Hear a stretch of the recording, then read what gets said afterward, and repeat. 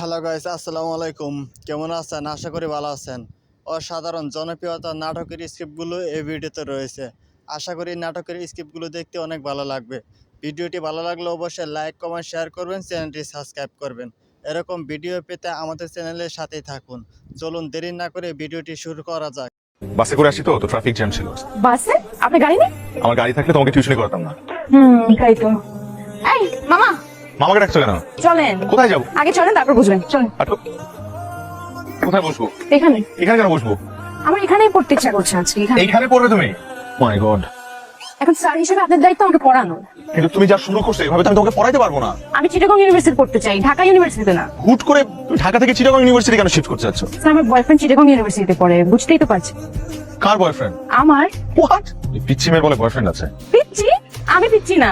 না, তুমি পিচ্ছি না, তোমার বয়ফ্রেন্ড পিচ্ছি। শোনো, তোমার এখন পড়াশোনা করার বয়স, প্রেম করার বয়স না। স্যার, জেনজিরা পড়াশোনা আর প্রেম দুটো একসাথে মেনটেন করতে পারে। আর আপনি আজকে থেকে আমাকে চিটাগং ইউনিভার্সিটির অ্যাডমিশনের জন্য পড়াবেন, ঢাকা ইউনিভার্সিটির জন্য না।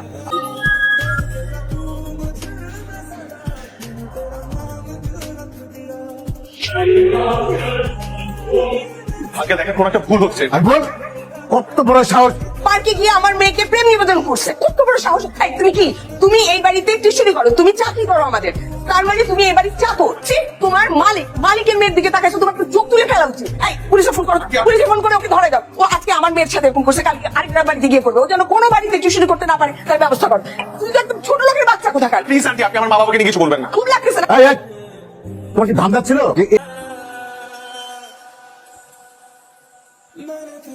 ম্যাডাম, আপনি কার কাছে যাবেন? আমি রিফাত স্যারের কাছে যাবো। ম্যাডাম, তার পারমিশন ছাড়া তো আমি আপনাকে যেতে দিতে পারি না। আমি বেশি সময় নিব না। কি হয়েছে এখানে? রিফাত কি হয় আপনার? বয়ফ্রেন্ড? হাজবেন্ড? জি হাজবেন্ড। রিফাতের ওয়াইফ, আপনি নিচে দাঁড়িয়ে আছেন কেন? আপনি উপরে যাবেন, আসেন। না না, আজকে না হয় না, আজ আপনি যদি ওকে একটু কষ্ট করে নিচে পাঠাতেন আমার জন্য খুবই ভালো হতো। ও,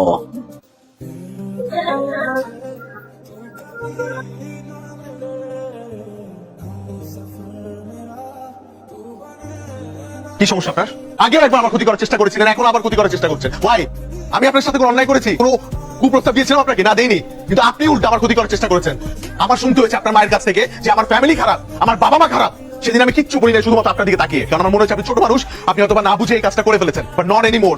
আমি এটা ছেড়ে আসছি, এখন আমি একটা নতুন লাইফ লিড করছি। প্লিজ এখানে আমাকে ডিস্টার্ব করবেন না। আমি কখনো আপনার সাথে দেখা করতে চাই না, কথা বলতে চাই না। তোমাদের প্ল্যান কি? তুমি নাই কি আর প্ল্যান হবে? তুমি থাকলে হয়তো কোনো একটা বার্থডে প্ল্যান থাকতাম। আচ্ছা ঠিক আছে।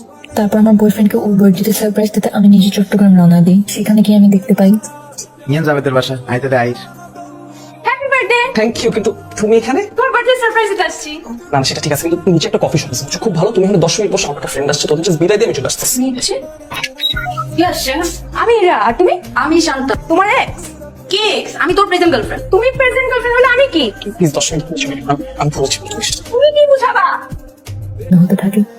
তারপর টিউশন মিডিয়াতে যাই, গিয়ে ওদেরকে সত্যটা বলি। বিশ্বাস করেন, এখানে রিফাত স্যারের কোনো দোষ নেই, সব দোষ আমার। I am very sorry about everything. শিক্ষকতা একটি মহান পেশা। আপনাদের মতো কিছু মানুষের ভুলের কারণে আজ মেধাবী শিক্ষার্থীরা এই পেশা থেকে দূরে সরে যাচ্ছে। চিরং ইউনিভার্সিটিতে ভর্তি হতে চেয়েছিলে কেন? আমার অনেক ইচ্ছা ছিল চিটাগং ইউনিভার্সিটিতে পড়ার। তা আমাদের বলিসনি কেন? আমি অনেকবার ট্রাই করেছি বলার, কিন্তু তোমরা তো কোনো বুঝোনি। তাই বলে রিফাতের নামে একটা মিথ্যা অপবাদ দিয়ে ওকে ছোট করবা? তুমি জানো রিফাতকে যে এজেন্সি থেকে আমরা হায়ার করছিলাম তারা ফোন করে আমাকে অপমান করছে, বারবার জানতে চাচ্ছে রিজনটা। কেন করলো এরকম? অ্যান্সার করো। তোমাদের একটা সমস্যা কি জানো? যে কোনো একটা ঝামেলার মধ্যে পড়লে জাস্ট সাইলেন্ট হয়ে থাকো। আর যে তুমি, হ্যাঁ, তোমার আজকাল পেয়ে পেয়ে ওরা সবাই এখন যে যার মতো ইচ্ছা তাই করছে। সেদিন হঠাৎ করে বাসের জানালায় আপনাকে দেখি, এরপর থেকে ফলো করা শুরু করি। আপনাকে বিরক্ত করার কোনো ইচ্ছেই ছিল না আমার। আমি শুধু আপনার কাছে ক্ষমা চাইতে চেয়েছি। এই জন্য কয়েকদিন ধরে আপনাকে বিরক্ত করেছি। আমি কথা দিচ্ছি স্যার, আপনি আমাকে ক্ষমা করে দিলে আমি আর কোনোদিন আপনার সামনে আসবো না বা বিরক্ত করবো না।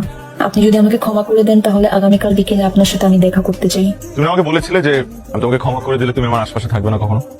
জি। আর যদি ক্ষমা না করি? তাহলে পাশে পাশে থাকবো কতদিন? সারা জীবন। Is it a promise? More than a promise.